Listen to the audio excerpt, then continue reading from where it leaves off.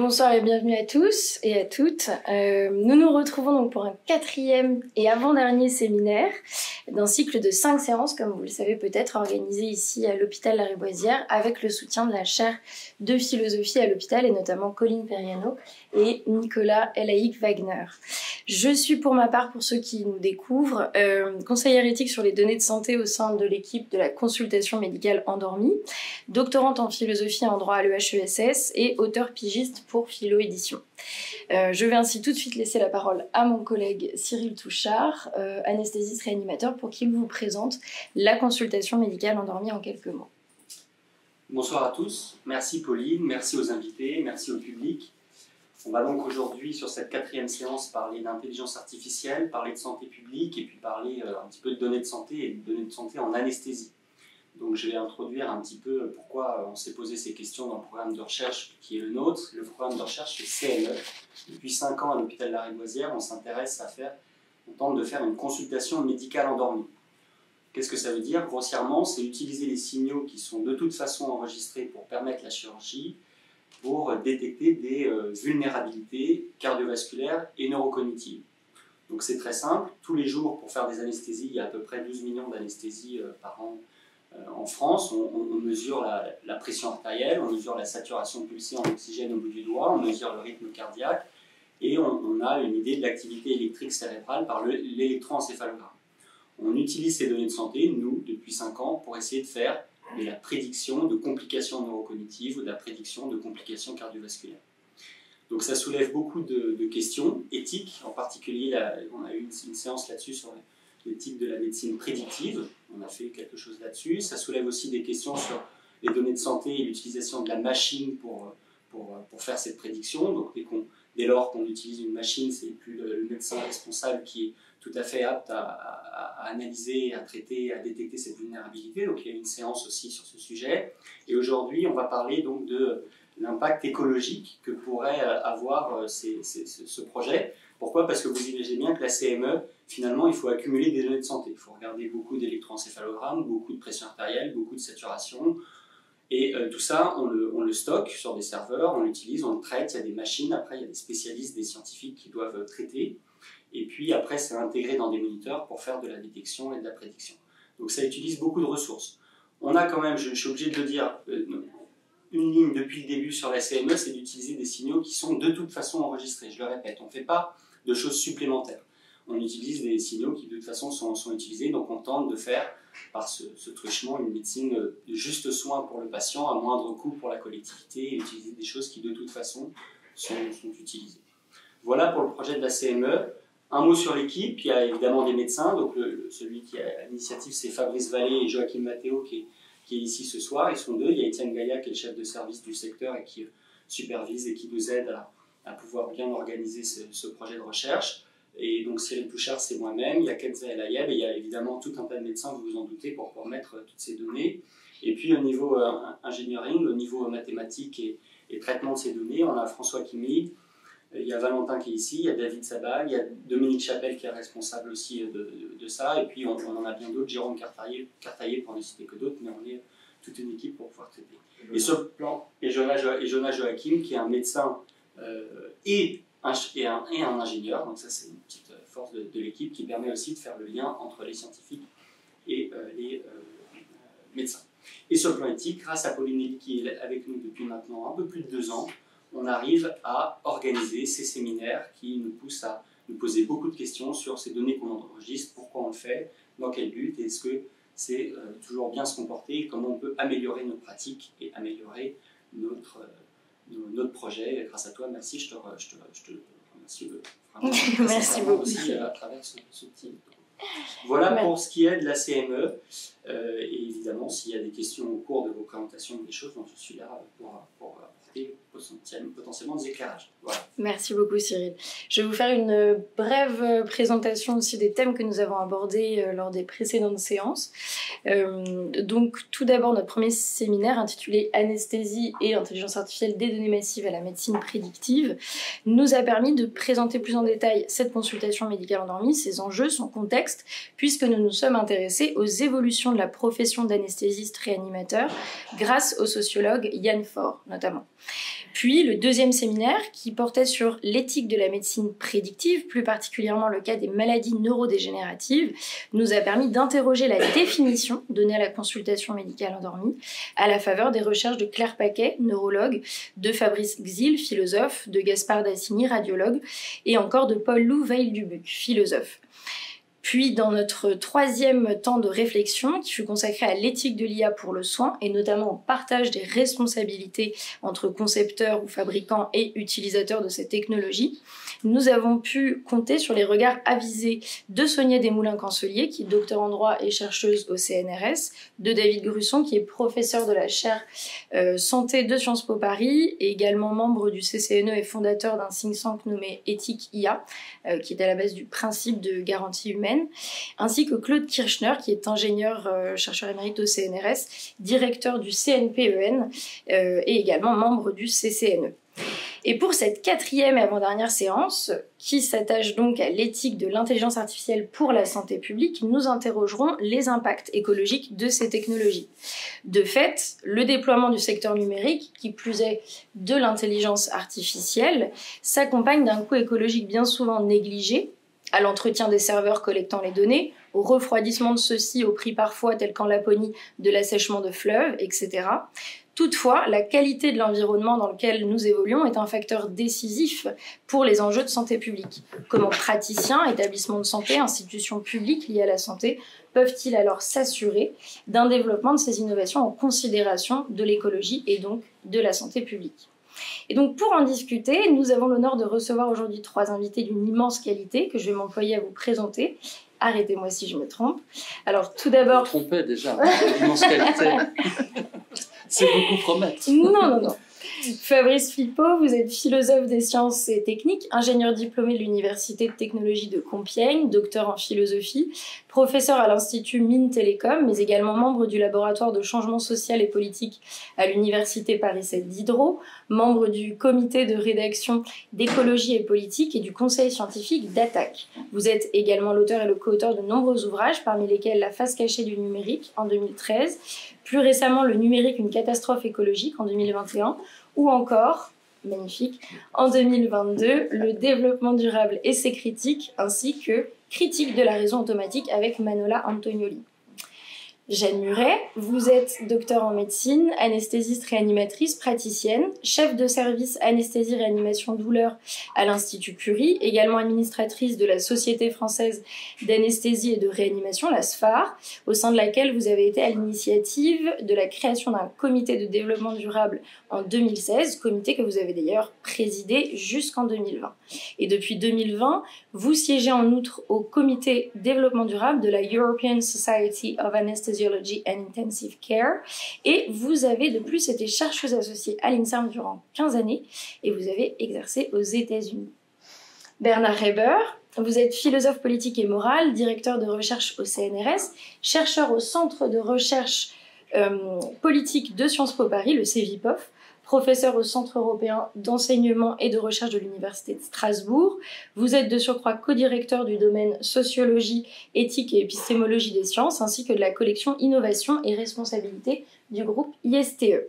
Vous êtes l'auteur et le co-auteur de plusieurs ouvrages, tels que L'écoéthique de Tomonobu Imamichi en 2009, avec Pierre-Antoine Chardel et Peter Kamp, ainsi que de Humanité numérique avec Claire Brosseau en 2007, ou encore En votre nom, de Conflits des interprétations dans la société de l'information en 2012, puis de La délibération des meilleurs des mondes publié en 2017. Et vous étiez en effet philosophe référent lors de la Convention citoyenne sur le climat instigée en 2019.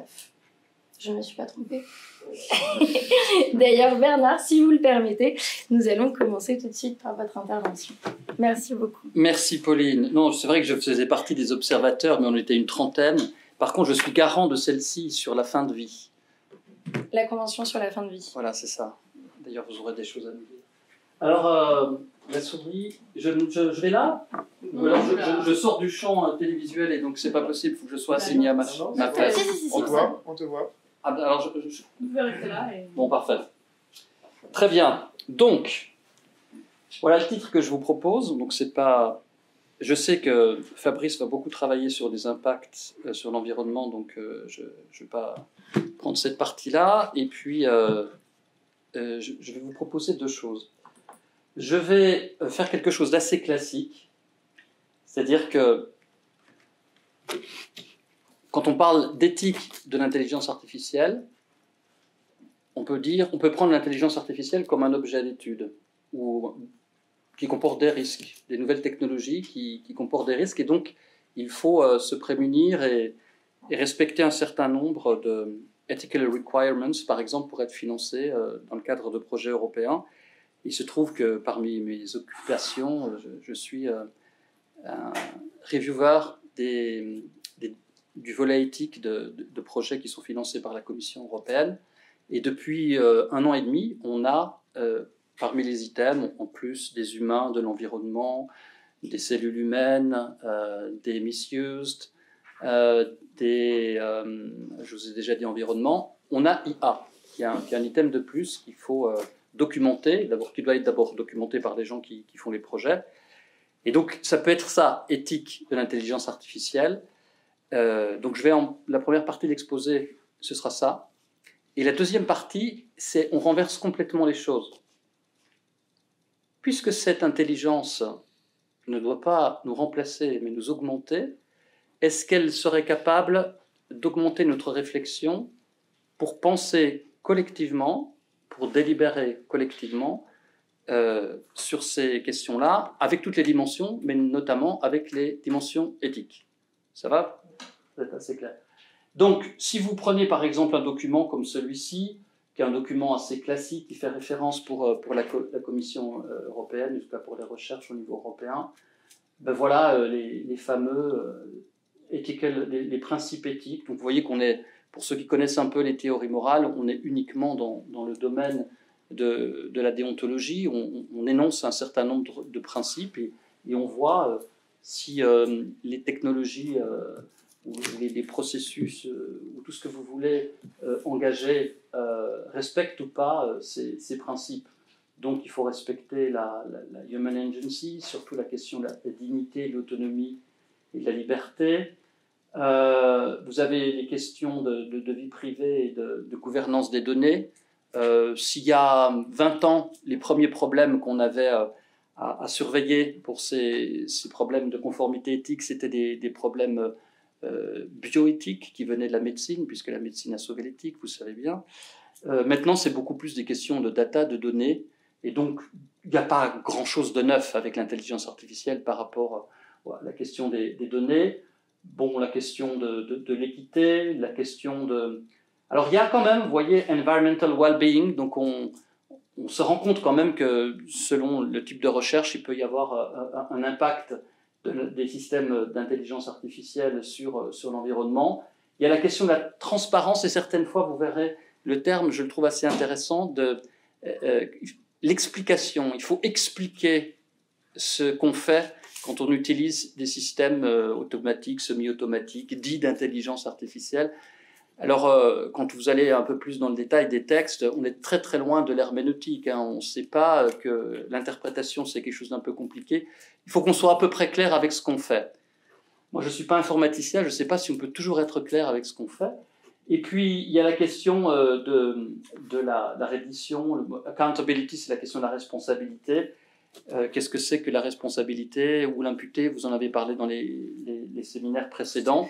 Mais qui c'est qui est responsable? Est-ce que c'est l'ingénieur qui a imaginé le dispositif, les gens qui s'en servent, ou les gens qui l'utilisent dans une expérience? Alors, il y a des philosophes des techniques et aussi de l'éthique des techniques, surtout des Pays-Bas. Ils sont beaucoup plus forts que nous, enfin, ils sont plus nombreux à s'intéresser à l'éthique des technologies dans ce petit pays qu'est le Danemark. Et donc, depuis assez longtemps, ils nous parlent de value sensitive design. C'est-à-dire, plutôt que d'attendre qu'on imagine toutes sortes d'algorithmes, et puis qu'ensuite on se pose des questions éthiques, il faut faire l'inverse. C'est-à-dire que vous avez un certain nombre de principes qu'il faut essayer d'honorer, et ensuite, en fonction de ça, vous essayez de designer les choses. On a bien évolué. C'est vrai qu'il y a 20 ans, moi je me rappelle, on travaillait sur des questions de logiciels pour supporter le travail en sociologie, et très souvent les informaticiens disaient « c'est comme ça, on ne peut pas faire autrement ». Oui, mais ce n'est pas ce que je cherche, non ? Les choses ont un peu changé. Et donc vous avez toutes les étapes pour pouvoir essayer de mettre en place cette éthique by design. Alors, il y a aussi ce document qui fait un peu froid pour les gens qui font qui doivent remplir ce qu'on appelle le self-assessment éthique de n'importe quel projet. Vous êtes peut-être habitué de cela, de ce type de document. Vous voyez, on est très sensible aux questions de diversité, de données sensibles assez classiques, sexe, race, ethnicité, religion, la question des enfants, la question des données personnelles, la question de la liberté d'expression et d'information, parce que bien sûr l'intelligence artificielle ça peut être utilisé dans des pays où on respecte certains droits, et il y a des pays dans lesquels ces droits ne sont pas respectés, donc on pourrait faire des choses assez terribles avec ça. Et j'ai essayé de chercher pour aujourd'hui s'il y avait des choses ou une prise en compte de l'environnement. Alors vous voyez que la prise en compte existe, mais Fabrice restera certainement sur sa faim, on ne dit pas grand-chose. On invite à se poser des questions, et c'est pas si mal.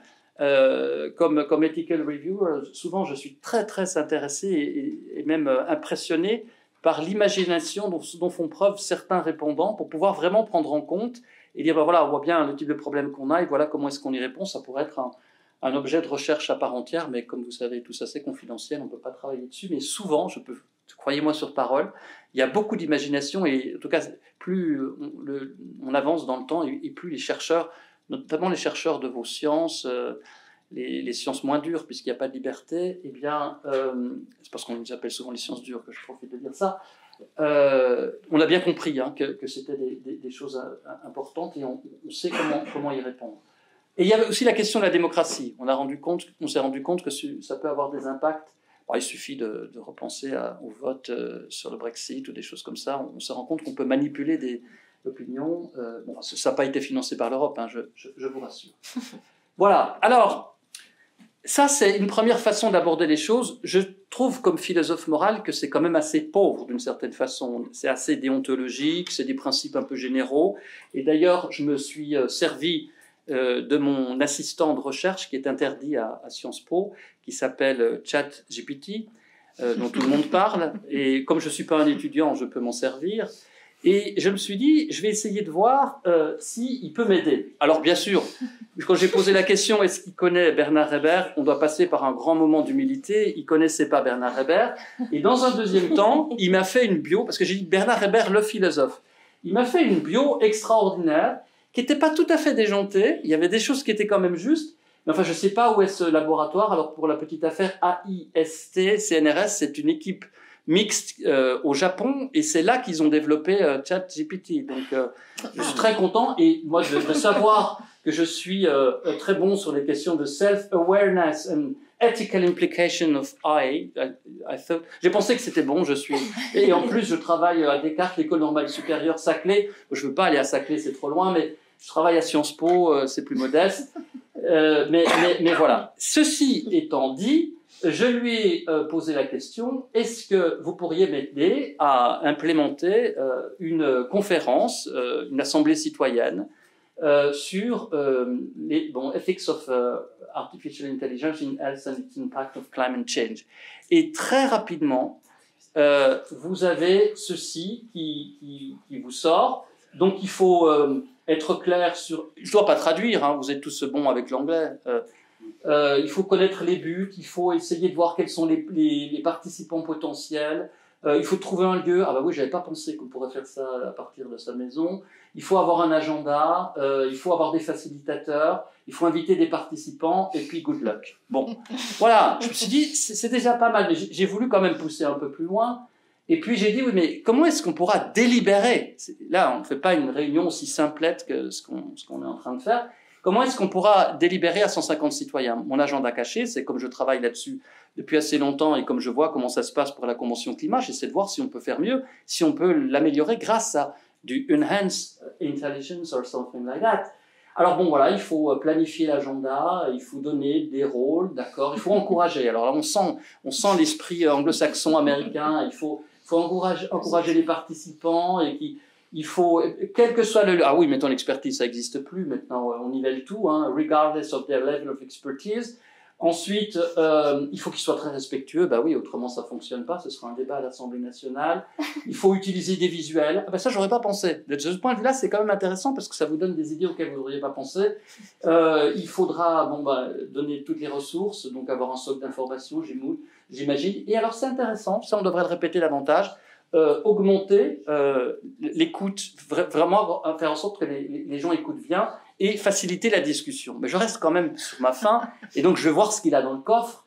Et donc je dis oui, mais la délibération c'est plus que ça. Et donc à ce moment-là, ben oui, il dit effectivement la délibération, c'est vrai qu'il y a la question du respect, le fait que le dialogue doit être informé, et puis qu'on puisse arriver à une collective wisdom. Je trouve ça intéressant, hein, de l'intelligence qui cherche de la sagesse collective, parce que moi je m'attendais à la tarte à la crème de l'intelligence collective, qui veut rien dire, à part chez les abeilles. Et donc, ensuite, j'étais un peu plus déçu sur l'atmosphère inclusive, on revient avec la question de l'écoute, et puis, bon, bien sûr, le fait qu'on s'engage à respecter, et encore on arrive une fois avec l'informed dialogue, mais je veux quand même en savoir plus. Et je lui dis, moi, c'est délibération avec une notion philosophique de délibération. Et donc, à ce moment-là, il rétablit un petit peu, il se réoriente, puisqu'il paraît que l'intelligence artificielle peut se réorienter avec les questions. Et donc, il dit effectivement, il faut arriver à une forme de raisonnement pour pouvoir prendre des décisions. Et il ne va pas piocher du tout dans le terrain politique ou de la théorie politique, alors que presque toute la littérature sur la théorie de la démocratie délibérative, c'est en théorie politique. Non, il a le culot et peut-être même l'audace d'aller du côté de l'éthique et des principes éthiques. Et il est très utilitariste, conséquentialiste. Il faut faire en sorte que les gens, quand ils raisonnent, quand ils proposent quelque chose, ils envisagent assez vite les différentes conséquences. Et puis ensuite, il faut qu'il y ait une sorte de cohérence entre ce qu'ils disent, ce qu'il faudrait faire, et puis leurs valeurs et leurs principes. Donc c'est assez classique. Mais il fallait quand même creuser un peu plus pour savoir si c'était vraiment intelligent. Et puis je lui dis, mais comment est-ce que vous allez faire, ou comment tu vas faire pour résoudre les problèmes de délibération morale et politique? Ce qui est le gros problème, entre parenthèses, des citoyens qui doivent travailler là sur la question de la fin de vie. Ils ont une délibération individuelle, ils ont leur position individuelle par rapport au sujet, et ils sont dans un collectif de conventionnels où ils sont à peu près 180. Donc vous avez délibération individuelle, délibération collective, et vous avez délibération sur le plan moral et délibération sur le plan politique. C'est pas du tout la même chose. Alors qu'est-ce qu'il me raconte? Bon, il revient avec l'inclusivité, c'est bon. Les différences de background, ça on y pensait, donc il pourra glisser sur la pente plutôt relativiste. Et puis ensuite, bon, encore il revient avec l'écoute active, ensuite l'écoute active, et puis ensuite encourager la réflexion, la réflexion individuelle. Ça c'est pas mal, parce que c'est souvent oublié par les praticiens, le temps pour la réflexion individuelle, parce qu'on est très très souvent en train de travailler en groupe. Mais il faut quand même le tester un peu plus loin pour savoir si on a vraiment affaire avec de l'intelligence. Et donc, vous ne le voyez pas ici, mais je lui dis, mais comment est-ce que vous allez vous en sortir avec le problème du pluralisme? Parce que le problème de tout ça, c'est qu'on n'a pas les mêmes opinions du point de vue moral, même si on est rationnel. C'est les fameuses difficultés du jugement qui sont mentionnées par John Rawls, on en a 6, où on enlève tous les biais cognitifs, on enlève tous les biais d'influence, parce que vous appartenez à tel ou tel groupe. Si on vous enlève tous ces biais-là, comme il existe plusieurs théories morales, comme les concepts sont imprécis, vous avez une série de difficultés du jugement rationnel. Et donc je pensais qu'il me dirait éventuellement quelque chose de cela, mais bon, on voit bien qu'il parle des différentes perspectives, qu'il faut les rendre acceptables, il faut essayer de balancer les intérêts, il faut essayer de s'appuyer plutôt sur les valeurs communes. Donc là, on sent qu'on va aller vers une conférence très consensualiste. Et puis, si vraiment on n'y arrive pas, il faut aller chercher de l'information ailleurs. Mais il termine quand même, et là, on n'a plus de good luck. Hein. Il a simplement... le moral pluralism is a complex issue. Je savais que c'est une complexe issue, ça fait 20 ans que je travaille là-dessus. Donc, et alors, je vais un peu plus loin. est-ce que vous pourriez aller un peu plus loin? Comment vous pourrez vous en sortir avec le fait qu'il existe plusieurs théories morales? Là, on ne parle pas vraiment que de l'éthique appliquée, on parle du niveau théorique. Quand vous faites de l'éthique appliquée, sur quoi vous appuyez? Sur les grandes théories morales, conséquentialisme, éthique de la vertu, déontologisme, ou alors des gens qui croient qu'on ne peut pas fonctionner avec des théories, qui passent directement par des valeurs. Et là, je dois reconnaître quand même, c'est peut-être la slide la plus intéressante, il m'a proposé des idées ou des méthodes assez intéressantes, des méthodes comparatives, la méthode contextualiste et puis une méthode assez pragmatique. Et puis, alors à la fin, c'est pour ça que moi j'ai mis à la main en vert, c'est vraiment, il me propose un syncrétisme. On va essayer de bricoler un peu avec tout pour que ça fonctionne. Et ensuite, je lui ai dit, mais comment est-ce que tu vas t'en sortir avec les difficultés du jugement? C'est ce que je vous ai mentionné rapidement avec John Rawls, avec la question des 6 difficultés. Alors là, il a encore pas, voilà, dialogue ouvert, que ce soit, les faits soient basés sur qu'ils soient evidence-based, d'accord, que ce soit transparent, ça ne va pas du tout nous aider à résoudre ce problème-là. La consultation avec les experts, oui, ce sera peut-être un peu le SAMU, là, on va essayer de trouver, mais enfin, vous voyez bien que dans cette délibération, s'il fallait qu'on travaille qu'avec des experts, bon, on a meilleur temps de passer à quelque chose qui serait un peu plus sophistiqué que le CCNE. Et puis, bon, ben voilà, les évaluations régulières, ça ne nous apporte pas grand-chose. Et donc, voilà, j'ai oublié un espace entre you et intuitions. Je me suis dit à un moment donné, ben, on va aller vraiment dans le dur. J'ai fini, ce sera ma dernière. Non, c'était peut-être pas fait, parce qu'il y a peut-être eu un problème d'édition. Non, c'est moi, c'est moi. J'ai dit, bon, c'est bien, mais je commence à sentir un peu quelle est la soupe, quel est le plat qu'on est en train de me servir. Il est très organisé, il sait comment il faut organiser les choses, et je vais garder les conclusions pour après, mais il peut m'aider pour pas mal de choses, mais bon, le gros problème pour l'éthique, c'est que ça s'appuie beaucoup sur nos intuitions personnelles. Et donc, je lui pose comme question, est-ce que tu as des intuitions morales? Et vous voyez, la réponse, il est très très fair-play. Je n'ai pas de croyances personnelles, je n'ai pas d'émotions. Alors, il pourrait vous le dire, je ne veux pas faire l'imitateur. Et je n'ai pas d'intuition morale. Mais voilà, il explique un peu comment est-ce qu'il fait pour répondre. Et donc, I'm not capable of having personal experience and emotions. J'ai eu un autre dialogue avec lui où je lui ai posé comme question, alors est-ce qu'il n'est pas dangereux d'avoir recours à vous pour pouvoir organiser des réflexions morales, puisque vous n'avez pas d'intuition? Et il m'a répondu quelque chose un peu comme ça aussi. Et donc, la chose que je lui ai posée, c'était ma question conclusive, c'est mais alors si tu n'as pas d'intuition morale, comment est-ce qu'on pourra organiser une assemblée citoyenne pour réfléchir à l'éthique de l'IA pour la santé et les impacts sur l'environnement? Et là, il me fait la liste des choses qu'il nous a dit depuis le début. Il peut nous expliquer quel est le contexte. Ah oui, son rôle, alors, il peut donner de l'information sur les buts. C'est pas mal, hein, parce que très souvent, il y a des gens qui organisent des assemblées, ils ne savent pas pourquoi. Les présuppositions sont devenues des présupposés. Et ensuite, ben voilà, les participants, c'est bien, on ne savait pas. Les techniques pour faciliter la délibération, il nous en a fait état. Et puis, les facilitateurs, d'accord. Mais pour le reste, il n'a pas grand-chose à dire. Et je crois que c'est ma dernière. Oui, c'est ça. Et donc, en conclusion, moi, j'ai trouvé ça intéressant d'avoir recours à l'aide de cet assistant. Parce que ça fait un peu froid dans le dos.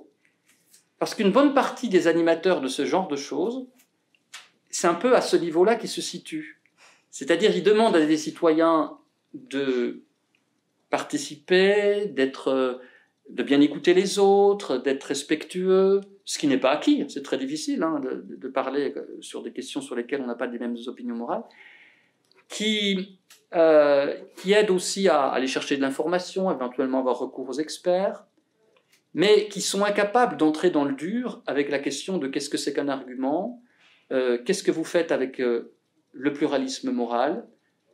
Ça peut pas... C'est difficile d'arriver à ça. Et je pense qu'il y a très peu d'animateurs ou facilitateurs de ce genre de débat qui ont une idée de ce que c'est qu'un argument et comment est-ce qu'il se compose. Sachant qu'on peut imaginer les arguments comme des choses très différentes. Ça peut être un argument pour soutenir simplement une proposition, et ça peut être un argument comme un raisonnement complet qui est beaucoup plus long et qui vous permet d'écrire éventuellement un texte. On parle des fois de l'argument du texte.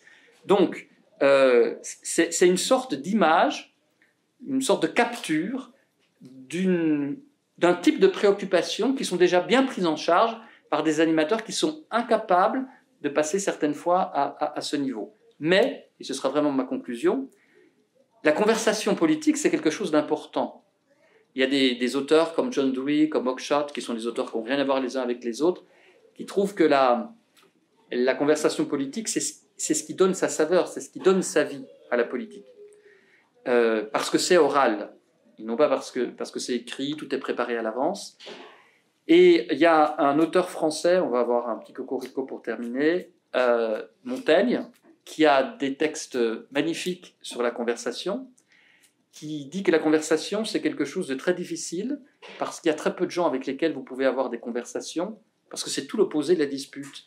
La conversation, c'est un lieu où vous prenez des risques, parce que justement, la personne qui est en face de vous, d'abord, vous avez confiance, et puis elle vous invite à aller plus loin. Vous n'êtes pas toujours dans une guerre de tranchées.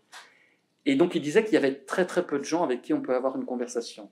Et moi, j'ai le malheur, je suis très triste, mais je pense que ChatGPT n'est pas la Boétie, et on ne pourra pas avoir les conversations au niveau que j'attends pour pouvoir répondre à la question en bonne et due forme. Merci pour votre attention.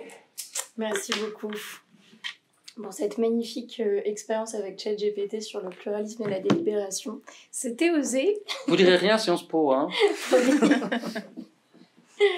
On va peut-être tester la porte si possible. Et on va à présent passer à la présentation de Jeanne Minoret. Alors, donc merci beaucoup. Et c'est vrai que c'est sur ce bouton-là, voilà, je me suis demandé pourquoi on m'invitait, parce que dans le titre de la conférence, il y avait éthique, donc Monsieur Reber est certainement mieux placé que moi pour parler d'éthique. Il y avait intelligence artificielle pour la santé publique, et il y avait impact écologique, mais si j'ai bien regardé ce que Monsieur Flippo a fait, il est aussi beaucoup mieux placé que moi pour parler d'écologie, encore que voilà, ça a été aussi une des thématiques qui m'ont intéressée. Et donc je me suis dit, moi je vais vous parler santé, puisque voilà, c'est aussi mon cœur de métier. Et en particulier, cette notion que les impacts écologiques, si on parle changement climatique, ça a quand même beaucoup d'impact sur la santé. Et qu'il y a parfois aussi un paradoxe quand on travaille dans des hôpitaux ou qu'on est soignant, à avoir cette mission de soigner des patients, de soigner des maladies, mais en même temps de se rendre compte qu'on est juge et partie, c'est-à-dire qu'on est aussi à l'origine de ces pathologies, puisque en tant que système de santé, en tant que soignant, on participe aux émissions de CO2 avec plutôt pas mal, puisqu'on a vu ça dans les derniers rapports, en particulier du Shift, puisqu'on parlait de ça tout à l'heure, et que donc en participant à cette production de CO2, on participe au changement climatique, et le changement climatique, eh bien, il impacte la santé des populations. Et si je voulais vous en parler, c'est que c'est quand même un sujet qui est assez récent, qui est sorti à peu près en 2015, au moment de la COP 21. Donc vous vous souvenez de cette COP dans laquelle on a signé les accords de Paris, qui nous ont dit que si on ne faisait pas des efforts pour diminuer nos émissions de CO2, eh bien, pour diminuer l'augmentation des températures, c'en était fini de la planète.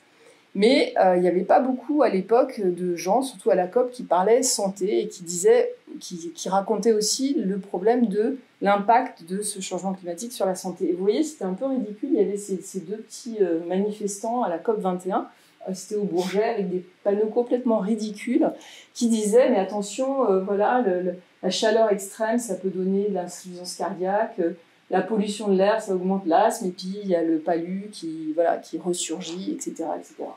Donc c'était un peu le début d'une histoire qui arrive maintenant en 2023. Et si on regarde la littérature qui a été produite depuis ce moment, on voit qu'il y a eu énormément de papiers, d'articles très sérieux dans des grandes revues, la New England Journal of Medicine, sur la problématique de qu'est-ce que ça fait ce changement climatique sur notre santé. Donc voilà, l'air pollution still kills, les feux de forêt, il y a de la fumée. Ils ont même découvert des nouvelles pathologies, ça c'était avant le Covid, puisque le Covid ça fait aussi partie de ces nouvelles pathologies qui sont arrivées et qu'on pense reliées au changement climatique. Et on voit ici la découverte d'insuffisance rénale de unknown cause chez des agriculteurs d'Amérique latine ou même d'Inde, ou des jeunes garçons qui meurent d'insuffisance rénale et on ne savait pas très bien à quoi c'était dû, mais on pense que c'est lié au réchauffement, aux pesticides et à diverses causes. Heat stroke, hein, ça porte bien son nom. La pollution de l'air qui induit la mortalité dans 652 villes. Encore une fois, l'eau et la santé, enfin les inondations et la santé. Eh bien, on arrive en 2020, ça y a le Covid, hein, le Covid-19, la crise climatique et le Covid-19, donc on voit bien la relation qu'il y a entre les deux. Et puis on continue comme ça, les feux de forêt, la pollution et le cœur. Un magnifique revue dans New England sur les effets de la pollution sur le cœur, quelque chose d'incroyable. La pollution et la santé des enfants, les femmes enceintes, et j'en passe et des meilleurs. Vous voyez que voilà, ça continue comme ça. Et ce qu'il faut savoir, c'est que depuis 2015, donc les deux grandes revues, New England Journal of Medicine et Lancet, ont dédié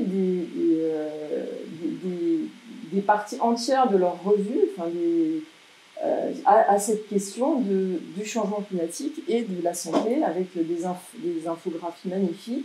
On voit ici, en fonction des exposure pathways, donc la canicule, les événements climatiques, etc., quelles sont les pathologies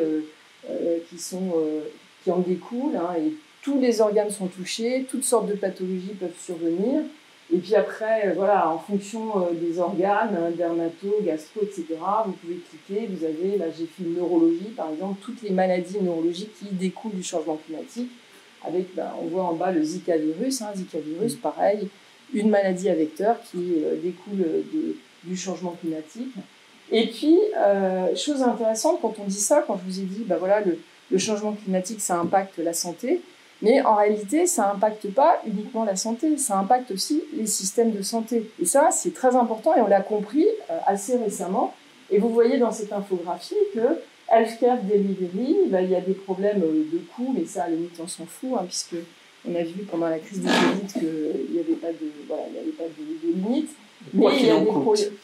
Le quoi qu'il en coûte, qui était aussi pour la santé et pour les entreprises. Mais il y a des problèmes d'utilisation. Vous voyez ici un afflux massif de patients, ou carrément quand les systèmes de santé sont détruits à cause de ces changements climatiques. Et en 2019, toujours, vous vous souvenez qu'il y avait eu des feux de forêt très très importants en Californie du Nord. Et là, il y avait un urgentiste, enfin le chef de service des urgences d'un de ces hôpitaux, qui avait fait un édito dans le New York Times, et dans lequel il racontait son aventure, et When do not harm means evacuating an hospital in California, et il disait que pendant ses études de santé, il n'avait pas été préparé à ça, à évacuer son service de réanimation au milieu des flammes, etc. Et que maintenant, ça devrait faire partie de la formation des médecins, de savoir quoi faire en cas d'événements climatiques et de destruction des systèmes de santé. Et plus récemment, vous voyez, janvier 2023, il y a eu cette publication, je la cite parce que c'est Jérémy Guillenex, ça a été un de mes étudiants, il est pharmacien, mais bon voilà. Et lui, il travaille dans une unité du CNRS qui s'est créée et qui étudie qu'est-ce qui se passe, quelle est la préparation des systèmes de santé au changement climatique, etc. Et vous voyez, c'est très intéressant. Donc là, ils ont fait des études sur différents scénarios, donc les ouragans, etc., la canicule, la sécheresse, les inondations, les feux de forêt. Donc ça, c'est l'exemple des ouragans.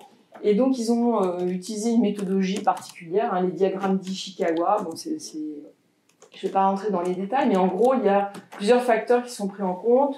Le facteur humain, les protocoles, le management, le matériel, etc. Et pour chaque situation, ils évaluent qu'est-ce qui peut se passer. Par exemple, les routes peuvent être coupées, on ne peut plus arriver à l'hôpital, le personnel ne peut plus arriver à l'hôpital, vous n'allez plus avoir de médicaments. Ça vous rappelle quand même quelque chose, puisque pendant la phase Covid, il n'y avait pas une destruction matérielle des systèmes de santé, mais une destruction logistique, et c'est tout à fait le même contexte. Et on n'était pas du tout prêt, on ne savait pas ce qu'il fallait faire, et on n'avait pas du tout anticipé. Donc tous ces travaux qui sont destinés à se préparer en cas de prochaine soit pandémie, soit autre événement climatique, et aussi bien il va y avoir des pathologies, des patients, etc. à prendre en charge, mais aussi des systèmes qui peuvent être détruits. Alors, le Lancet aussi, alors je passe vite parce que le Lancet, c'est donc la deuxième grande revue médicale. Donc eux, tous les ans, maintenant, ils sortent une revue qui, dans le cadre de ce qu'ils appellent le Lancet Countdown for Health and Climate Change, donc le compte à rebours du changement climatique et santé, c'est quand même assez terrifiant comme titre. Et donc, ça fait déjà depuis 2015, donc il y a eu 7 éditions de cette revue dans laquelle ils suivent des indicateurs qui donnent des informations sur la santé en fonction du changement climatique et qui sont alimentés par une cinquantaine de grands services, soit de santé publique, soit d'hôpitaux, d'académies, etc. Et ils donnent un titre à chaque fois à leur rapport. Donc celui de 2020, c'était l'époque du Covid, je vous rappelle. Donc c'était Responding to Converging Crisis. Donc ils avaient parlé de crise convergente entre le Covid et le changement climatique. En 2021, alors là c'était code rouge, si on ne faisait pas quelque chose, c'était terminé pour la santé des populations. Et puis cette année, ils sont très inquiets pour la problématique des énergies fossiles. Alors quel est le rapport entre l'énergie fossile et santé ? Il y en a plein, parce qu'il y a une dépendance, parce qu'il y a une pollution, parce que plein de raisons. Et c'est tout à fait intéressant de voir donc le suivi de ces indicateurs. Je vous en ai mis 2-3 juste pour vous donner une idée. Donc voilà, la population exposée à une augmentation du niveau des eaux de 1 mètre. Vous voyez, il y en a surtout là en Asie, mais d'autres pays peuvent être impactés.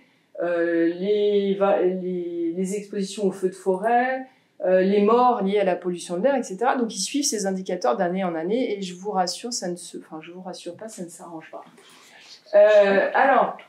Pourquoi comment reboucler sur notre problématique d'IA, de données massives et de prédictions, etc. D'abord, se rappeler que, comme je vous l'ai dit en introduction, en fait, on est juge et partie, parce que, voilà, ici, les émissions de CO2 des différents pays, alors je vous ai mis USA et France pour voir un petit peu où on se situe, donc c'est 5 à 10%, ça c'est un travail qui datait de 2016 déjà, donc on a vu que ça a été confirmé par les travaux du Shift Project, par le NHS en Angleterre, donc c'est bien ça, on est autour de 5 à 10% des émissions de CO2 qui sont liées à la santé, pour les pays à haut revenu. Donc c'est quand même massif et donc on participe à ce que je vous ai décrit jusqu'à présent. Et donc la solution c'est quoi ? C'est diminuer les émissions de CO2. Alors je parle que du CO2, mais vous savez tous que c'est pas uniquement de ça qu'il faut parler, mais je suppose que M. Philippot nous donnera des détails là-dessus. Donc il y a plein d'autres facteurs qu'il faut prendre en compte, mais parlons du CO2 puisque c'est ce qui est le plus répandu. Et donc, il faut faire des bilans de gaz à effet de serre. Et puis, vous connaissez ça, scope 1, scope 2, scope 3. Tout ça, c'est très, maintenant, on en parle beaucoup dans les médias, etc. Et essayer de diminuer ces émissions. Et si on regarde à l'hôpital, qu'est-ce que ça donne ? Donc ça, c'est un hôpital, ça, c'est tiré d'une publication. Donc, qu'est-ce qu'il faut faire en fait, pour arriver à 0 émission de CO2 dans le secteur de la santé, voilà. Et donc, vous reconnaissez ici les gaz anesthésiques qui sont dans le scope 1, puisque c'est des émissions directes, des gaz qui sont très polluants, etc., sur lesquels on peut agir, puisqu'on peut moins les utiliser, mieux les utiliser, etc. Vous avez les technologies de l'information ici, dans le scope 3, qui sont aussi citées, qui sont bien sûr un problème important, puisque on va vers tout numérique et tout data, etc. Mais il faut aussi considérer que ça peut avoir un impact. Encore qu'il faut peser la balance entre le bénéfice qu'on va en tirer et les conséquences. Et sinon, pour l'anesthésie, parce que je vais vous dire un petit mot d'anesthésie en 2 secondes, pour dire que notre spécialité a été quand même pionnière sur ces questions, puisque dès 2012, la grande revue d'anesthésie, Anesthesia and Analgesia, avait fait un numéro entier sur la question. Vous voyez ici une autre revue canadienne qui parlait de Case for Greening Operating Rooms, et qu'il y a eu aussi plein de publications sur le sujet dans le domaine de l'anesthésie et de la réanimation d'ailleurs. Et que pour terminer, pour tout changement de pratique, si on veut utiliser des données massives, les stocker, les utiliser, les employer, à chaque fois, il faut se poser la question de Est-ce qu'on répond à un cahier des charges? Est-ce que économiquement c'est acceptable? Mais sur le plan de l'environnement, qu'est-ce que ça donne? Et faire le cycle de vie et se poser la question de comment c'est fabriqué, comment c'est éventuellement transporté, entretenu, etc. Et que actuellement, je pense que dans sa vie privée comme dans sa vie professionnelle, il faut absolument en passer par ces raisonnements-là.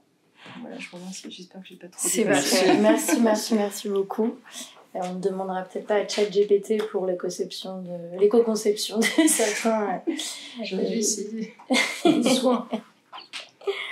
Et puis, c'est un très beau tableau, très complet sur effectivement toutes ces problématiques. Et notamment, merci pour l'éclairage sur l'anesthésie, en particulier, parce que vous vous interrogez sur le pourquoi de votre présence ce soir.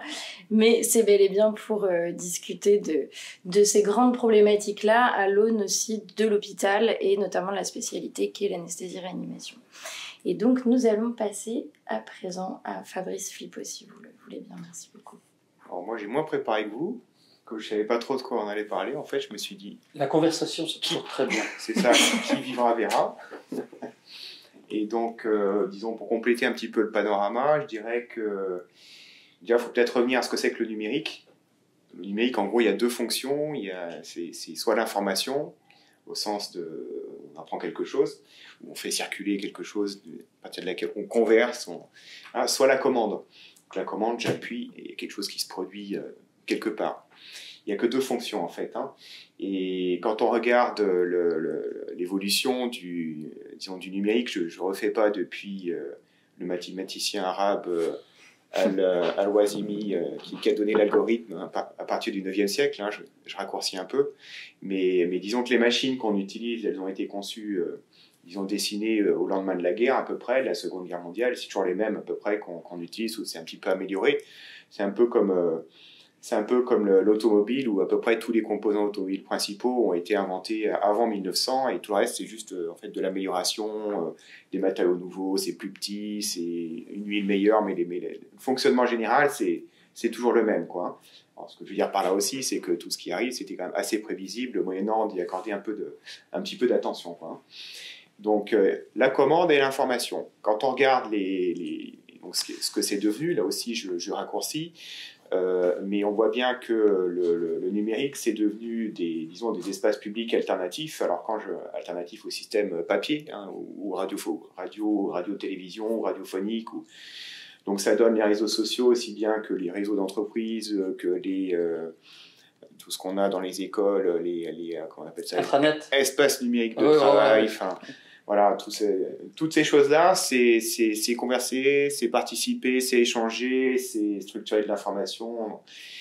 Mais ce dont on parle quand même beaucoup moins, parce que tout ça, c'est les autorités de l'information, on parlait beaucoup de ce genre de choses. Ce dont on parle beaucoup moins quand même, c'est la commande. Et alors la commande, c'est les machines numériques, bien entendu, qui de l'industrie à partir des années 70. C'est aussi le code barre qui devient le QR code. Et grâce au code barre, au QR code et à la commande, et ben à la fin, ça permet de commander des organisations qui sont toujours plus grandes. Et ça donne des Amazon, puisque vous savez que Amazon, c'est d'abord un logisticien, c'est pas du commerce en ligne, comme on dit, c'est d'abord de la logistique. Et c'est Amazon qui, a changé le business de UPS, tous les grands logisticiens, c'est à ceux qui font la mondialisation, repose assez largement sur Internet, et c'est pas pour rien que l'ancien directeur de l'OMC, Pascal Lamy, disait que la mondialisation qui s'installe dans les années 70 repose sur deux innovations principales qui sont Internet et le conteneur. Et en fait, qu'est-ce que c'est qu'Internet ? Internet, c'est l'inventeur d'Internet dans les années 60, en 61 exactement. Il utilise les propriétés du numérique, sur lesquelles je ne reviens pas, mais on pourrait. Il utilise les propriétés du numérique pour apposer une vision logistique de l'information. Donc vous voyez encore cette histoire de paquets. Et ceux qui ont des ordinateurs Linux, comme moi, ils savent que les ordinateurs Linux se mettent à jour avec des paquets. Et ça vient de là, en fait. C'est parce que Linux naît avec Internet, en fait. C'est pour ça que c'est conçu pour travailler sur Internet en permanence. Et cette circulation de paquets, c'est un petit peu comme les meubles Ikea, c'est-à-dire que vous achetez des colis, puis vous le remontez chez vous. Et bah, sur Internet, c'est un peu pareil. On envoie des colis qui partent un peu partout, puis ça se remonte chez vous. Donc on voit bien le paquet informationnel avec le paquet container. Le container, il va sur le porte-container. Quand il descend, on en tire des palettes qui eux-mêmes tirent des petits colis, des moyens colis, des grands colis. Et donc tout ça, ça circule. Et vous comprenez vite que tout ça, ça va faciliter l'augmentation de la production et de la consommation. Et que en continuant dans la même direction, en gros, on double la consommation de matière d'ici 40 ans, à l'échelle globale. Voilà Internet, ce que ça permet, entre autres. Enfin, pour l'instant, ça sert surtout à ça. Donc, le chat GPT, j'ai regardé les différents usages qui sont poussés. C'est des usages qui visent à accélérer ceci ou cela. Donc, il y a des chances que ça serve à la même chose que ce qu'il y avait avant, et que ça nous mène dans la même direction que la guerre qu'on n'a pas envie de prendre, justement. Alors, qu'est-ce que ça donne en termes écologiques? Alors, il y a moi, je préfère dire les implications plutôt que les impacts. C'est pas cette métaphore qui on a l'impression qu'on fait quelque chose, puis après, longtemps après, pouf, il y a un impact écologique. En fait, c'est tout de suite. Pour que l'ordinateur existe, il a fallu, c'est même avant, il a fallu extraire la matière. L'ordinateur n'existait pas encore. Il n'y a pas eu d'abord l'ordinateur, puis après l'impact écologique. Il y a d'abord la matière, l'impact écologique, et après... Donc en fait, utiliser du numérique, ça a des implications écologiques et comme je suis le sujet depuis une bonne quinzaine d'années, effectivement, toutes les raisons imaginables ont été avancées pour éviter de le voir. Notamment la confusion entre matériel et immatériel. Il y a plusieurs confusions possibles, mais une première confusion, c'est peut-être dire, finalement... ce que je vois là, c'est pas matériel, je peux pas le toucher, hein, donc c'est immatériel, ça consomme rien, puis comme ça consomme pas énormément non plus, enfin le terminal consomme pas grand-chose, ça va pas l'air très important. La confusion entre un bien et un service en économie, c'est que le numérique c'est plutôt un service donc immatériel, comme les billets d'avion. Le voyage en avion c'est aussi immatériel, c'est-à-dire qu'on n'achète rien, c'est le service, ça veut pas dire que ça pollue pas, je prends l'exemple du voyage en avion exprès, évidemment. Donc, mais en tout cas, je peux dater à peu près de 2007-2008 une première l'électroencéphalogramme qui se réveille là-dessus, un tout petit peu, bip, comme ça, avec Gartner, qui est le consultant du numérique, qui dit que le numérique, c'est à peu près 2% des émissions de gaz à effet de serre, soit un petit peu plus soit autant que l'aviation, 2007. Et donc mais ça sort pas tellement dans le grand public en fait. Hein. Le moment où ça sort vraiment dans le grand public, pour moi, c'est un peu quand même le rapport du Shift Project en 2018. Et là, ça prend pas mal d'ampleur. Alors aussi, il y a eu un ensemble de facteurs, je pense, favorables à tout ça. Mais là, on est à 3 ou 4% des émissions de gaz à effet de serre planétaire. C'est-à-dire qu'en fait, c'est le secteur avec la plus mauvaise trajectoire de tous, ce qui est quand même très embêtant pour un secteur qui se prétend propre. Alors dès 2007, l'industrie s'est dit ah bah zut, c'est embêtant. Et donc ce qu'on va faire, c'est que d'abord on va expliquer que tout ça c'est pas vraiment un problème. Et moi je peux vous dire que j'ai rencontré le commissaire européen au numérique autour de, ça devait être 2006-2007. Il me dit Monsieur Flippo, c'est un sujet d'étude très intéressant, mais en voie de disparition, puisque bientôt il n'y aura plus de problème. Je vous assure. Donc j'étais surtout sur les déchets à ce moment-là. Donc il y avait des filières super bien, tout ça allait disparaître. Hein. Bon. Aujourd'hui en France, la part qui est recyclée, les matières, on récupère la matière, notamment les composants un petit peu rares. Dans un iPhone, il y a 78 éléments différents. On va récupérer le plastique. D'ailleurs, vous voyez, c'est du plastique noir, du plastique recyclé en fait. Le métal le plus courant, mais la plupart des métaux en fait sont pas récupérés. Dans la majeure partie des cas, c'est juste la récupération de la matière la plus courante. Il y a 30% des déchets, on ne sait pas trop où ils passent, parce que la filière a été conçue sur les modèles pollueur-payeur, et, oh surprise, le pollueur n'a pas envie de payer. Ça, c'est curieux quand même. En tout cas, il n'a pas envie de payer pour dépolluer. Donc, on l'avait dit dès 2006, faire reposer une filière de traitement des déchets sur les pollueurs. Pourquoi les pollueurs iraient s'emmerder à financer et à faire du recyclage? Ça ne marchera pas. Bon. Alors, petit à petit, quand même, ça s'améliore, hein, mais bon. Après, on a dit, oui, mais ça consomme de l'énergie, certes, mais ça va consommer moins. Et c'est vrai qu'entre l'ENIAC, le premier ordinateur en 1945, et un ordinateur actuel, pour faire une information au sens électronique du terme, c'est-à-dire déplacer le petit truc dans le processeur qui soit interprétable comme une information, ça coûte 10 milliards de fois moins d'énergie. Donc c'est vrai qu'il faut reconnaître qu'il y a une efficacité énergétique qui est... aucun secteur qui a fait des progrès aussi importants. Sauf que la production de data, la transmission et le stockage de data, c'est les trois opérations principales, augmentent plus vite en fait que l'efficacité énergétique, et donc ça continue quand même d'augmenter. En fait, ça ne baisse pas. Donc, bon, encore une fois, ça ne marche pas. Et la variable principale, c'est cette histoire de data, de quantité de data. Donc, vous me voyez venir, plus il y a de quantité de data, plus il y a de problèmes, en fait, parce que il faut les stocker, il faut les transmettre. Et la 5G, évidemment, vient pour transmettre plus de données. Il y a la 6G, il y aura peut-être la 7G, enfin, voilà. Avec la difficulté qui est que dans un certain nombre de cas, on ne voit pas très bien où ça s'arrêterait, parce que aussi bien pour mettre des voitures, il faut de la place. Problème d'encombrement. Avec le numérique, tant qu'on met des autoroutes, on continue à générer du trafic. Donc en fait, le problème de la 5G, c'est pas les ondes, enfin peut-être, mais c'est surtout que ça permet d'augmenter le trafic précisément parce que c'est plus efficace sur le plan énergétique et donc ça coûte moins cher. Parce que c'est ça aussi la contrepartie de l'efficacité énergétique. C'est bien, mais comme ça coûte moins cher, chaque fois que ça coûte moins cher, on peut en enlever plus pour le même prix. Donc ça augmente, en fait. Alors, donc les industriels avaient ces deux arguments-là. Ils en avaient un troisième qui était, ouais, mais le numérique, quand même, c'est bon pour décarboner et rendre plus vert les autres secteurs. Donc ça, c'est le IT for Green. Et donc, tout à l'heure, c'était le Green IT. Comment est-ce qu'on peut rendre le numérique plus vert? Je fais un peu vite, mais après, on débattra. Hein. Juste pour brosser un peu le portrait, enfin, mettre le cadre, quoi. Et donc, dès 2008, ils ont sorti un rapport en expliquant que grâce au télétravail, grâce au ceci, cela, tout un tas de cas d'usage sortis de l'esprit du rédacteur du rapport, mais qui ont l'air un peu de sens commun, comme ça, on se dit, ah bah oui, c'est vrai, c'est pas bête. Alors ça, ces rapports, il y en a eu plusieurs qui ont été cités partout, contrairement au nôtre.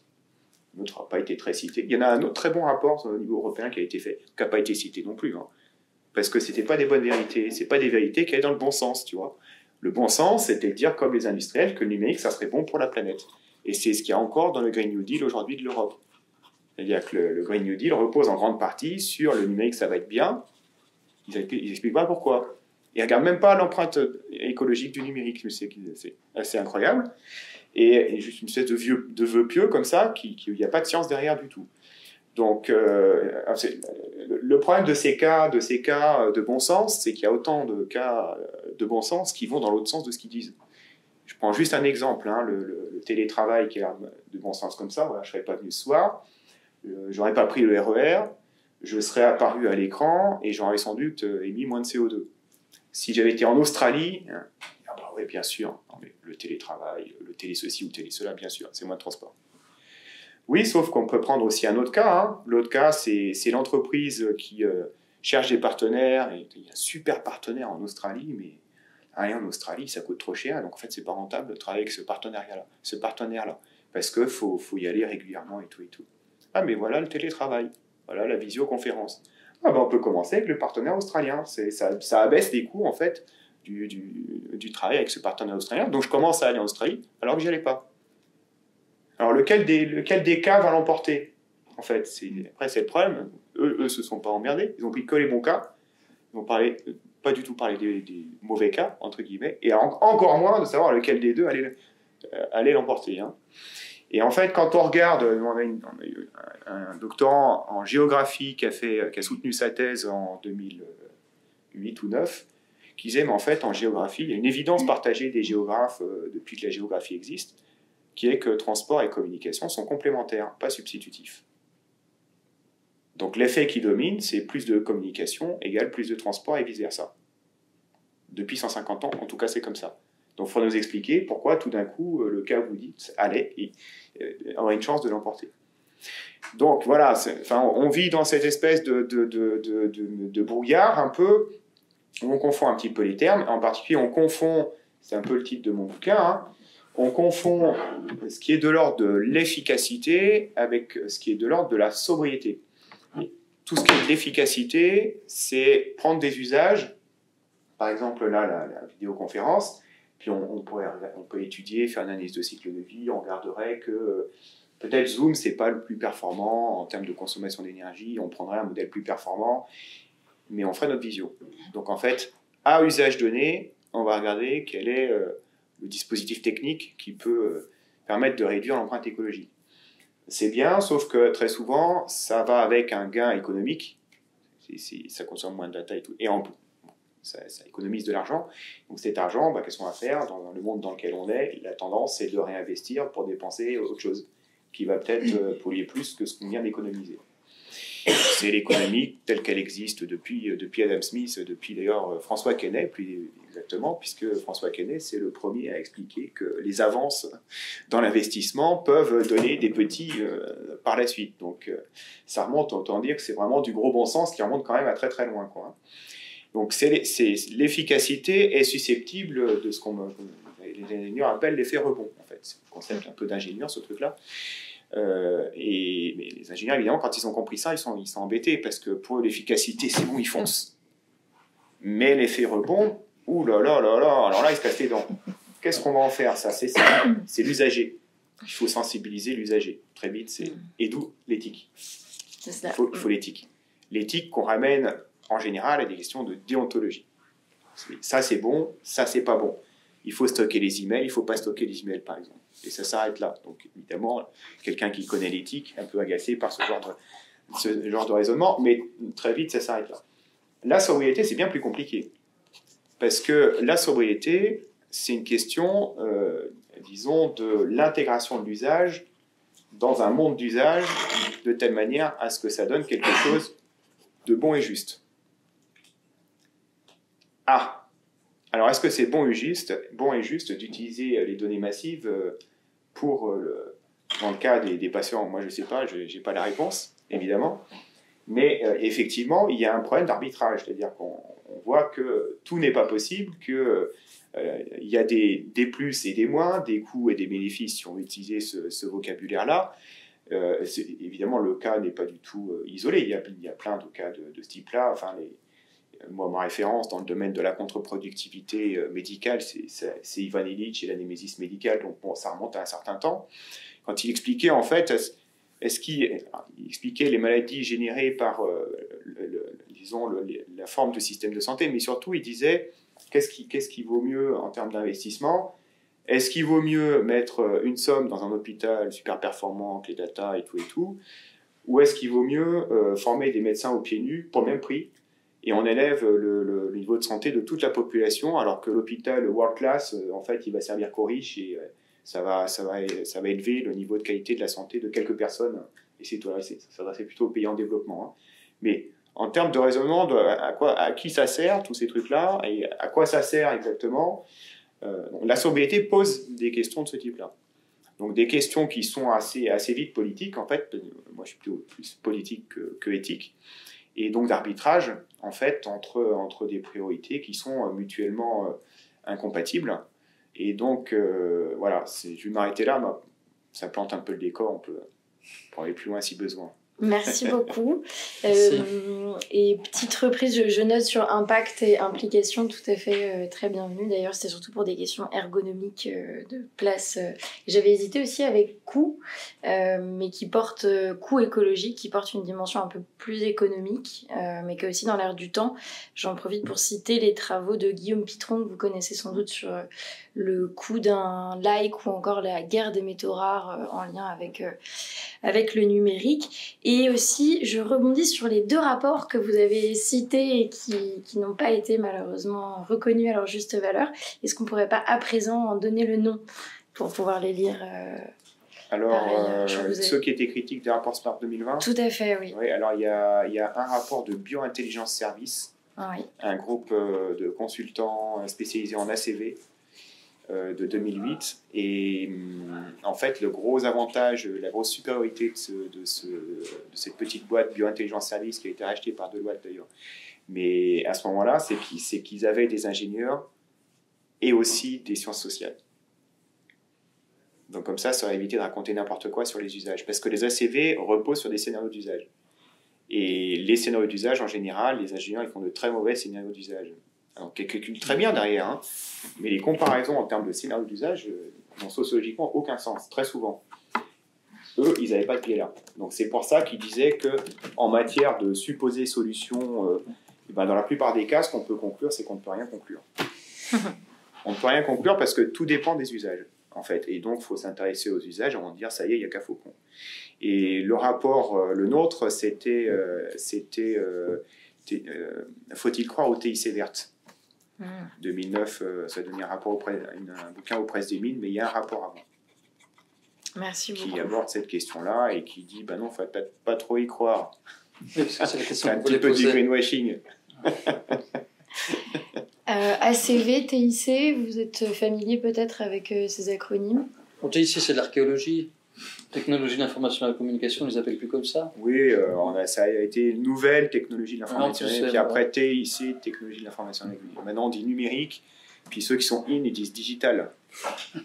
Sachant que digital, c'est pas vraiment anglais, en fait. Quand on remonte dans le temps, c'est utilisé en français depuis déjà les années 70. Ouais, ça fait moins anglais, Donc, c'est vrai. c'est les doigts de la main. Quoi. Ouais. On compte avec ses doigts. Il s'agit toujours de 0 et de 1. La grande différence en fait entre le numérique, c'est pour ça que ça s'appelle comme ça, et l'analogique, c'est que l'analogique c'est des variations continues, comme un disque micro-sillon, et le numérique c'est des variations mais brutales. Donc les variations brutales donnent des signaux nets, notamment quand on les transmet à longue distance. Si c'est variations continues, on se dit est-ce que c'est ça ou est-ce que c'est ça? C'est 0 ou c'est 1? Physiquement c'est plus clair en fait. C'est juste ça en fait. Hein. Après, c'est l'électrification de tout ça et la micro-électronisation de ce principe-là avec les semi-conducteurs. Et l'autre acronyme, c'était ACV, analyse de cycle de vie. Donc, analyse de cycle de vie, ça consiste à dire, bon, j'ai un ordinateur, je vais tout démonter, je vais regarder tout ce qu'il y a dedans, je vais regarder d'où ça vient, tout, ce que ça a coûté en énergie, entre l'extraction, la fabrication, le transport, l'usage et la mise en décharge, tout. Et je vais essayer de mesurer toutes les implications écologiques de tout ça. Il y a des bases de données qui existent, qui donnent pour un processeur, c'est tant de gaz à effet de serre, tant de contributions à l'eutrophisation des eaux, tant de contributions à ceci, cela. Et donc en général, ce qu'on appelle l'éco-conception, ça consiste à prendre tous les composants qui ont les plus bas, disons, coefficients de retomber sur la nature, quoi.